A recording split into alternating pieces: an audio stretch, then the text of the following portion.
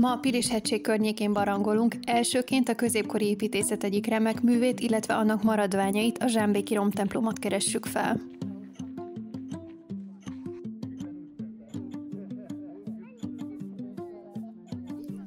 A templom maradványai mellett találhatók az egykori premontrai kolostor romjai is. Az egykori ebédlőben kialakított kőtárban található egy templom történetét bemutató kiállítás és faragott kövek gyűjteménye is.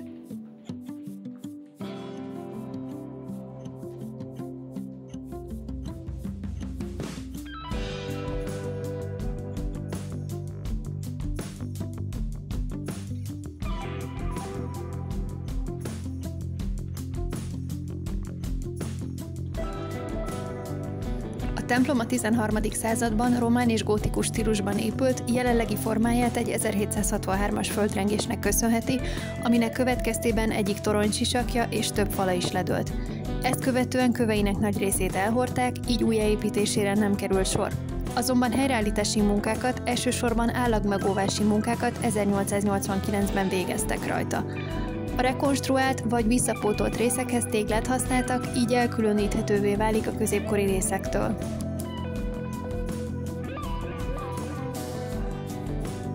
A templom román jellege elsősorban a külső formáiban mutatkozik meg, mint a csúcsos oromzat, míg a gótika stílus jegyeit a belső kőfaragásoknál vehetjük észre. Sajnos a templom belsőt borító egykori freskókból ma már csak alig látható töredékek maradtak fenn.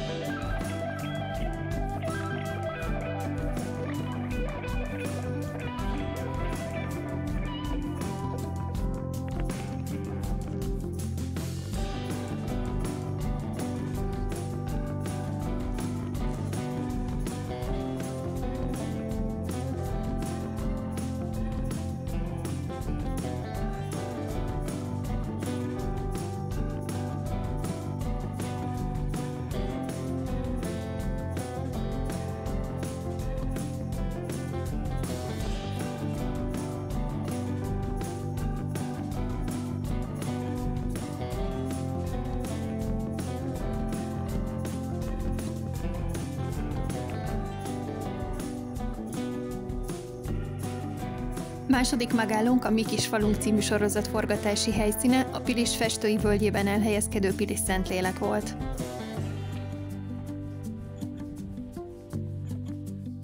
Ott jártunkkor éppen forgatás zajlott, így a polgármesteri hivatalhoz, illetve a helyi templomhoz nem tudtunk közelebb menni. Az első ház, amit felfedezünk, az állatorvosé, amin kint is díszeleg a Dr. Rádi János állatorvos nevével jelzett fémtábla. Tetsz kocsmájában mi is teszünk egy rövid látogatást, miközben a végére érünk egy-egy fagyinak.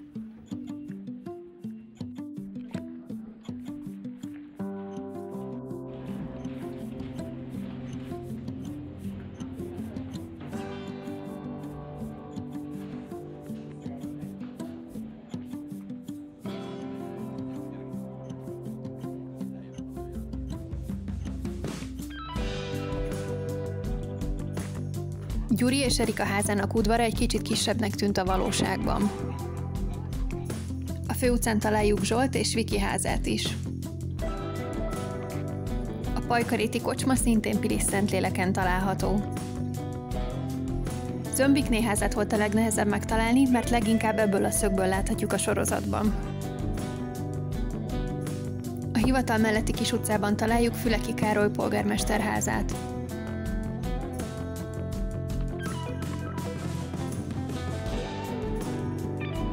Az autóroncsok környékén pedig Bazsó háza tűnik fel.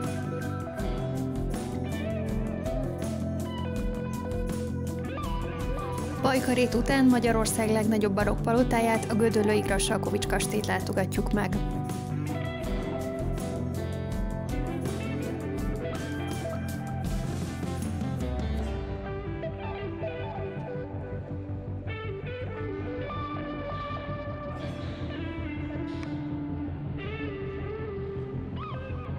Az állandó kiállítás keretein belül 31 teremben tehetünk sétát.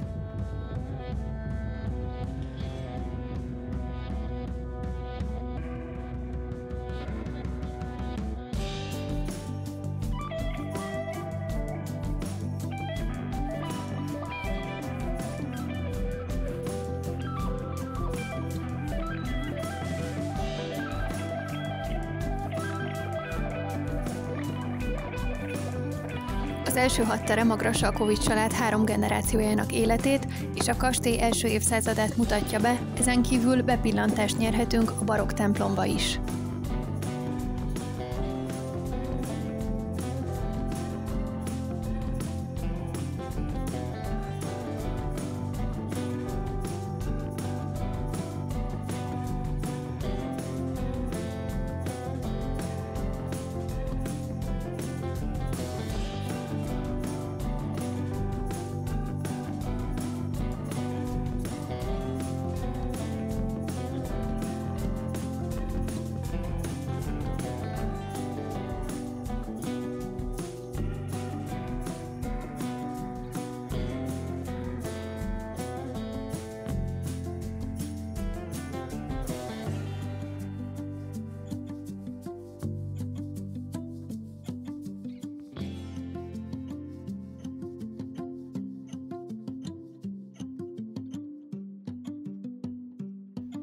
Az Erzsébet királyné emlékkiállítás a magyarok szeretett királynéjának emléktárgyait vonultatja fel.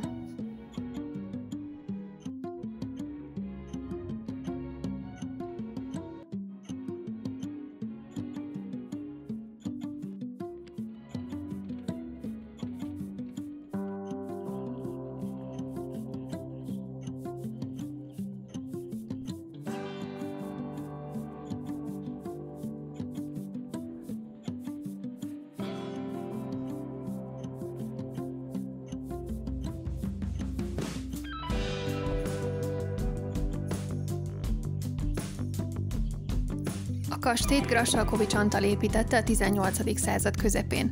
Az első szakaszban készült el a belső udvart közrefogó újalak, a díszterem és a főúri lakosztályok. Az 1700-as évek közepén 2 új szárnnyal bővült, a déli oldalon istálló és szénapadlás kapott helyet, míg az északi részen a templom került kialakításra. 1867 és 1918 között a magyar királyok rezidenciája volt, majd Ferenc József császár és Sziszi koronázási ajándéka lett. Az első és a második világháború között Horthy Miklós használta nyári rezidenciának, majd a második világháború végén német katonák foglalták el és rongálták meg. Az évek során működött szociális otthonként, használták raktárnak, míg a változást 1994 hozta el, amikor megkezdődött a felújítása.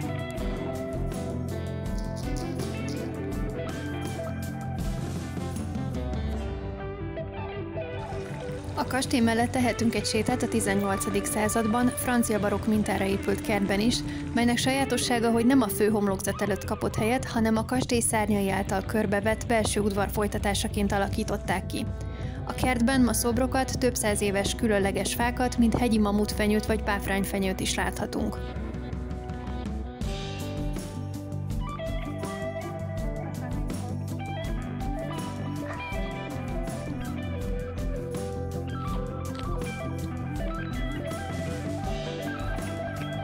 A kastélypark egyetlen megmaradt barokk építménye az 1760-as években épített 6 szögletű királydombli pavilon, ami a kastélytól csupán 200 méterre található. A pavilon fa burkolatába 54 olaj festményt illesztettek egységes szerkezetben, melyek a honfoglaláskori vezérek és magyar királyok arcképeit ábrázolják. A jelentősebb uralkodók portréi nagyobb méretben készültek, és az ajtók, valamint az ablakok fölött kaptak helyet.